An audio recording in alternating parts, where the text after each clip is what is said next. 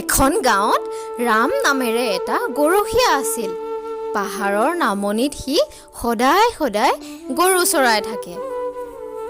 এদিনাখন দুপৰীয়া তাৰ মনত এটা বেয়া বুদ্ধি খেলালে। সি গাঁৱৰ মানুহবোৰক ঠগিবলৈ বুলি টেটুফালি চিঞৰিলে, বাঘ ঐ বাঘ, খালে ঐ, কোন ক'ত আছ, মোক বচা ঐ, বাঘ আহিছে বাঘ, আই ঐ। তাৰ চিঞৰ শুনা পাই গাঁৱৰ ৰাইজে জাঠি জোং লৈ উধাটো খাই আহিল। পাছে আহি দেখিলে যে ৰামে তেওঁলোক অহা দেখি কিৰিলিয়াই হাঁহিবলৈ ধৰিছে। চোৱা, এওঁলোকক মই কেনেদৰে মূৰ্খ বনালো চোৱা।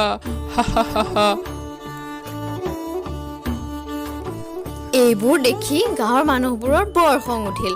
তেওঁলোকে তাক গালি খপনি পাৰি তাৰ পৰা গুচি গ'ল। দিনবোৰ যাবলৈ ধৰিলে।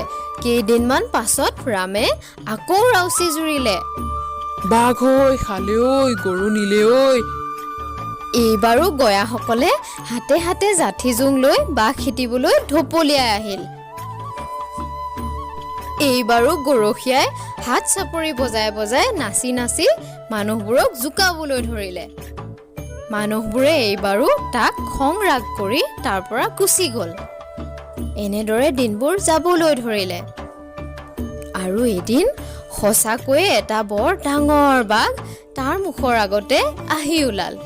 সি বাঘ ঐ, খালে ঐ বুলি চিঞৰি তাল ফাল লগালে, কিন্তু তাক সহায় কৰিবলৈ কোনো আগবাঢ়ি নাহিল।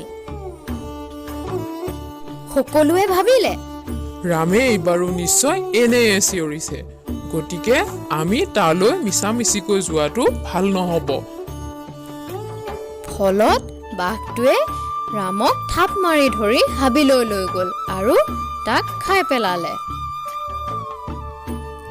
মৰমৰ অগণিহঁত, আমি এই সাধুটোৰ পৰা ইয়াকেই শিকিলোঁ যে আমি কেতিয়াও মিছা কথা ক'ব নালাগে।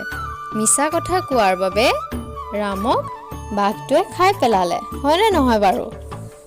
তেনেহ'লে আজিলৈ ইমানেই অগণিহঁত। পুনৰ এটা ভিডিঅ' তোমালোকৰ মাজলৈ লৈ আহিম। তোমালোকে চাই থাকিবা দেই।